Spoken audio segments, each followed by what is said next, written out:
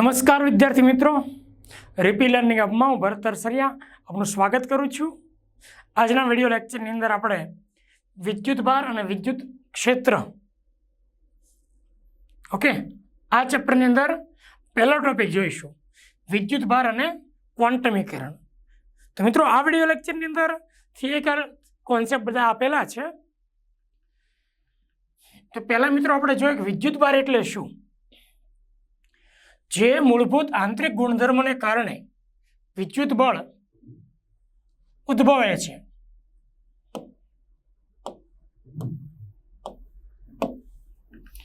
જે મૂળભૂત આંતરિક ગુણધર્મોને કારણે વિદ્યુત બળ ઉદ્ભવે છે તેને મિત્રો વિદ્યુત ભાર કહેવાય છે. કોઈ પણ દ્રવ્ય હોય મિત્રો, મૂળભૂત ત્રણ કણોનું તો બનેલો હોય જ છે. પ્રોટોન, ન્યુટ્રોન અને ઇલેક્ટ્રોન એ તો હોય જ એમાં. બાકી આમ તો કણોની સંખ્યા 100 કરતાં વધારે છે, પણ મૂળભૂત આ ત્રણ કણ હોય જ છે મિત્રો. જેમ કે પદાર્થમાં દળ હોય તો ગુરુત્વાકર્ષી બળ લાગે. 1 સેન્ટીમીટર અંતરે જો 2 ઇલેક્ટ્રોન હોય તો 5.5 × 10⁻66 ન્યૂટન જેટલું ગુરુત્વાકર્ષી બળ લાગે છે. અને મિત્રો ગુરુત્વાકર્ષી બળ માત્ર ને માત્ર કેવું છે? આકર્ષી પ્રકારનું બળ છે. પરંતુ વ્યવહારમાં જો 1 સેમી અંતરે 2 ઇલેક્ટ્રોનને રાખીએ તો 2.3 × 10⁻24 જેટલું વિદ્યુતીય અપાકર્ષી બળ લાગે છે. અને મિત્રો આના કરતાં આ બળ અનેક ગણું વધારે થાય. ઋણમાં ઘાત છે ને, જેમ ઓછી હોય એમાં બળ વધારે કહેવાય. એટલે ગુરુત્વાકર્ષણ બળ કરતાં આ વિદ્યુતીય બળ કેવું છે? વધારે છે. અને આ બળ કોને લીધે લાગે છે? એના વિદ્યુત ભારને લીધે લાગે છે. જેમ કે દરેક પદાર્થનો આંતરિક ગુણધર્મ છે દળ ધરાવવું. તો દળ ધરાવે તો ગુરુત્વાકર્ષી બળ લાગે. એવો જ ગુણધર્મ છે વિદ્યુત ભાર. અને વિદ્યુત ભાર ધરાવે તો વિદ્યુતીય બળ લાગે છે મિત્રો. આ બે પ્રકારના વિદ્યુત ભાર હોય છે, ધન વિદ્યુત ભાર અને ઋણ વિદ્યુત ભાર. આ સામાન્ય રીતે છે ને, પ્રોટોન પરનો વિદ્યુત ભાર આપણે ધન લઈએ છીએ અને ઇલેક્ટ્રોન પરનો વિદ્યુત ભાર ઋણ લઈએ છીએ. પ્રોટોન ધન, જ્યારે મિત્રો ઇલેક્ટ્રોન ઋણ લેવામાં આવે છે. આ વિદ્યુત ભારનો SI એકમ છે મિત્રો કુલમ, જ્યારે CGS પદ્ધતિમાં એકમ છે સ્ટેટ કુલમ અથવા તો ઇલેક્ટ્રોસ્ટેટિક યુનિટ, ESU પણ કહેવામાં આવે છે. એમની વચ્ચેનો સંબંધ શું છે? તો મિત્રો 1 કુલમ એટલે 3 × 10⁹ સ્ટેટ કુલમ. અથવા મિત્રો હજી પણ એકમ છે 1/10 એવી કુલમ. તો એવી કુલમ શું છે? એવી કુલમ છે મિત્રો વિદ્યુત ભારનો વિદ્યુત ચુંબકીય એકમ. અને હા, વિદ્યુત ભારનું પારિમાણિક સૂત્ર છે A1 T1. Q = IT, વિદ્યુત પ્રવાહ ગુણ્યા સમય. વિદ્યુત પ્રવાહ માટે એમ્પિયર, એમ્પિયર માટે A1 અને સમય માટે T1. આ છે મિત્રો વિદ્યુત ભારનું પારિમાણિક સૂત્ર. બીજું કે પદાર્થ પરથી ઇલેક્ટ્રોનના દૂર થવાને કારણે પદાર્થ ધન વિદ્યુત ભારિત થાય છે અને તેના દળમાં ઘટાડો થાય છે. ઇલેક્ટ્રોન દૂર થાય એટલે ઇલેક્ટ્રોન પણ દળ ધરાવે. તો ઇલેક્ટ્રોનનું દળ હોય એટલું દળ ઘટે એટલે એના દળમાં ઘટાડો થાય છે. બહુ અગત્યનું છે. અને ઇલેક્ટ્રોન દૂર થાય તો પદાર્થ ધન વિદ્યુત ભારિત થાય. જેમ કે મિત્રો આપણે એલ્યુમિનિયમ લઈએ 283, જેનો પરમાણુ ક્રમાંક 3 છે. હવે 3 ઇલેક્ટ્રોન દૂર જાય એટલે Al+3 થાય કે ના થાય? 28. ઇલેક્ટ્રોન દૂર થાય તો ધન આયન બને. એમ પદાર્થની અંદર પણ ઇલેક્ટ્રોન દૂર થાય એટલે ધન વિદ્યુત ભારિત થાય છે. પદાર્થ વધારાના ઇલેક્ટ્રોન મેળવે ત્યારે તે ઋણ વિદ્યુત ભારિત થાય છે. પદાર્થના દળમાં થતો ફેરફાર NMe જેટલો હોય છે. જ્યાં n નું સૂત્ર શું છે? Q/E. Q વિદ્યુત ભાર, E એ ઇલેક્ટ્રોન પરનો વિદ્યુત ભાર. એનું મૂલ્ય કેટલું છે મિત્રો? 1.6 × 10⁻19 કુલમ. પ્રાથમિક વિદ્યુત ભાર અથવા એને મૂળ વિદ્યુત ભાર કહેવાય. અને n સંખ્યા છે ઇલેક્ટ્રોન, m ઇલેક્ટ્રોનનું દળ છે એ 9.1 ગુણ્યા 10⁻31 કિલોગ્રામ ઇલેક્ટ્રોનનું દળ છે. 1 કુલમ જેટલો ઋણ વિદ્યુતભારમાં ઇલેક્ટ્રોનની સંખ્યા કેટલી હોય તો 6.25 ગુણ્યા 10�18 જેટલી. આના પરથી મિત્રો જો 1 કુલમ છેદમાં એ આટલા વડે ભાગાકાર કરી નાખો. 1/1.6 એટલે 0.625 આવે.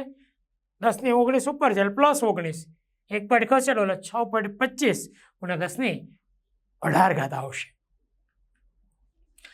પદાર્થ પરના વિદ્યુતભારને પારખવા માટે જે ઉપકરણ વપરાય છે ઇલેક્ટ્રોસ્કોપ કહેવામાં આવે છે. મિત્રો તમે જુઓ કે અહીંયા એક ધન વિદ્યુતભારિત સળિયો છે. એક સામાન્ય સાદું ઉપકરણ બનાવ્યું છે કે આ જે પટ્ટી છે ને એ એલ્યુમિનિયમની હોય છે.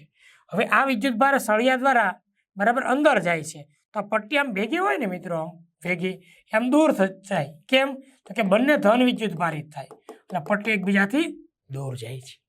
આવું સાદું ઉપકરણ આપણે વિદ્યુતભારની ચકાસણી માટે કરી શકાય છે. ત્યાર પછી મિત્રો ક્વોન્ટમીકરણ જોઈએ છે. બહુ અગત્યનો ટોપિક છે ક્વોન્ટમીકરણ.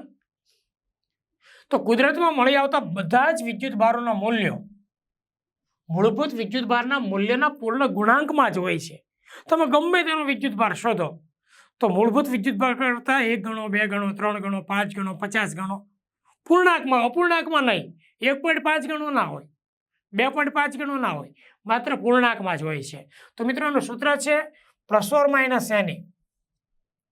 n ઇઝ ઇક્વલ ટુ 1, 2, 3 વગેરે. એ શું છે તો કે એ મૂળભૂત વિદ્યુતભાર છે અને એનું મૂલ્ય છે 1.6 ગુણ્યા 10⁻19 કુલમ. એટલે ગુણનમાં જ મળી આવું, ગુણનમાં મળી આવું એને શું કહેવાય? ક્વોન્ટમીકરણ કહેવાય છે. શું કહેવાય? ક્વોન્ટમીકરણ કહેવામાં આવે છે. મિત્રો આ સૂત્ર આધારિત બહુ બધા MCQ પૂછાઈ શકે. જેમ કે 1 કુલમ, 1 માઇક્રો કુલમ ઋણ વિદ્યુતભારમાં ઇલેક્ટ્રોનની સંખ્યા કેટલી? તો સીધું જ સૂત્ર મૂકી શકાય. 1 માઇક્રો કુલમ બરાબર Ne માઇક્રો એટલે -6 છેદમાં એ વડે ભાગાકાર કરી દો. 1.6 ગુણ્યા 10⁻19 એટલે ઇલેક્ટ્રોનની સંખ્યા મળી જશે. આ 0.625 19 ઉપર જાય એટલે 13 રહી.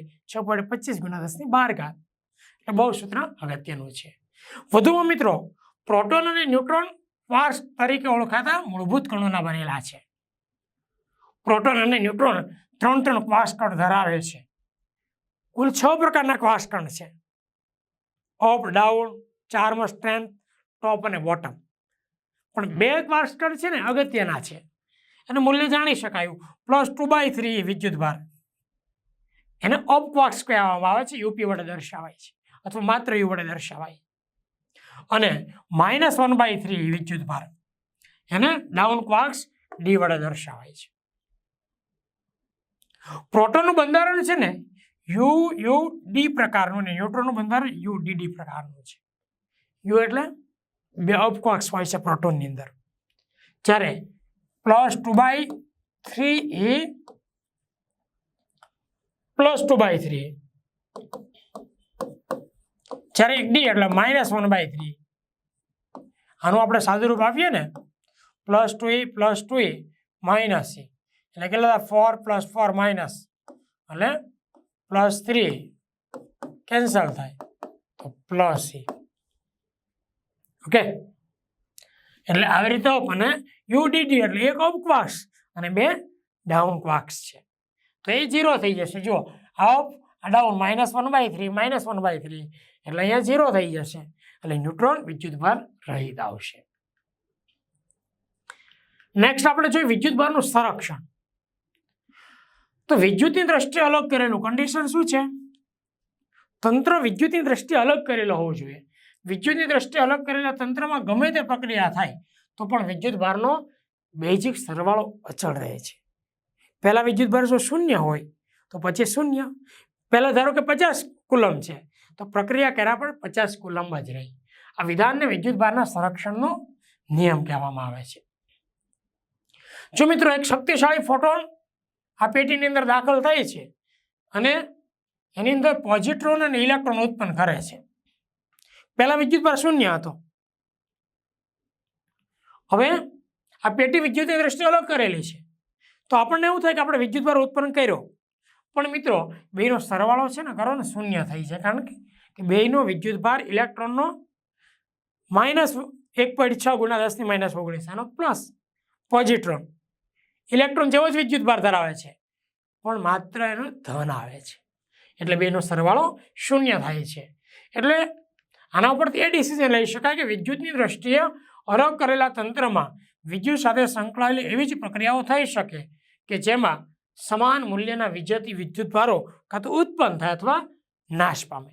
ધારો કે આપણે પહેલા 50 કુલમ વિદ્યુતભાર છે, હવે આપણે પ્રક્રિયા દ્વારા 5 કુલમ ઉત્પન્ન કર્યો, તો 5 કુલમ આપણે ઉત્પન્ન કરીએ તો -5 કુલમ ઓટોમેટિક સાથે ઉત્પન્ન થયેલા ટોટલ 50 કુલમ જ રહે. આ રીતે કદાચ 5 કુલમ નાશ કર્યો હોય ને -5 +5 કુલમ સાથે સાથે નાશ થાય, એટલે જેટલો હોય એટલો જ વિદ્યુતભાર રહે. એવી જ પ્રક્રિયા થાય, બીજી કોઈ પ્રક્રિયા થઈ શકે નહીં. નેક્સ્ટ મિત્રો, વિદ્યુતભારનું સંરક્ષણ. તો વિદ્યુતની દ્રષ્ટિએ અલગ કરેલો ગોળો છે, એટલે આના પરનો નેટ વિદ્યુતભાર Q કેવો છે? 0. આ અવાહક સ્ટેન્ડ છે અને આ ધાતુનો ગોળો છે. મિત્રો યાદ રાખજો, એના પર વિદ્યુતભાર નથી એવું નહીં, છે ખરી, પણ જેટલા ધન છે એટલા ઋણ, એટલે સરવાળો શું થાય? શૂન્ય. એટલે ચોખ્ખો વિદ્યુતભાર શૂન્ય છે. હવે આપણે ઋણ વિદ્યુતભાર રીતે પ્લાસ્ટિકનો સળિયો નજીક લાવ્યા. પ્લાસ્ટિકનો સળિયો આપણે ઊન સાથે ઘસીએ એટલે પ્લાસ્ટિકનો સળિયો ઋણ વિદ્યુતભારિત થાય.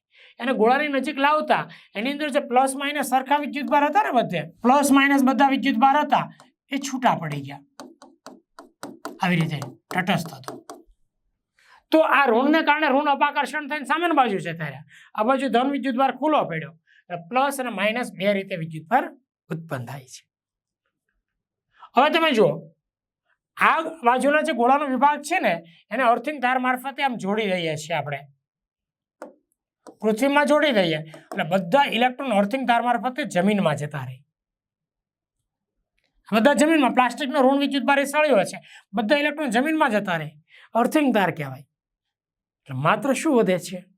માત્ર ને માત્ર ધન વિદ્યુતભાર વધે છે. જો આને ઋણને તરફ ધન આકર્ષાય એવું લાગે છે. હવે આપણે આ અર્થિંગ તારને દૂર કરી દીધો,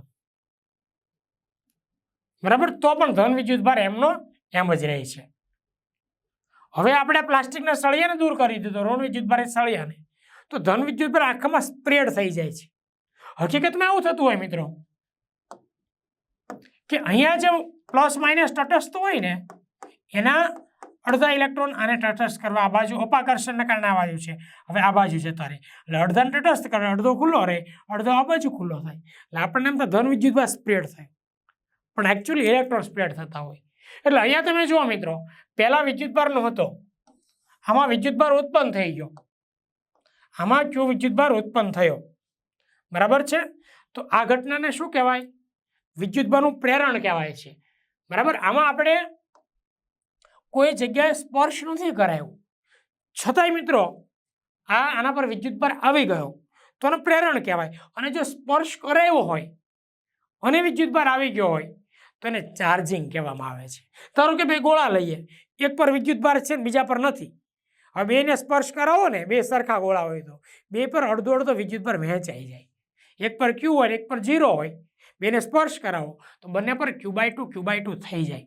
તો સ્પર્શ કરાવીને આપણે વિદ્યુતભાર આપણે ગોળા પર લાવીએ બીજા ગોળામાં તો એને વિદ્યુતભારનું ચાર્જિંગ કહેવાય. અને આવી રીતે સ્પર્શ કર્યા સિવાય વિદ્યુતભાર ગોળા પર લાવી દીધો તો આને શું કહેવાય મિત્રો? વિદ્યુતભારનું પ્રેરણ કહેવામાં આવે છે.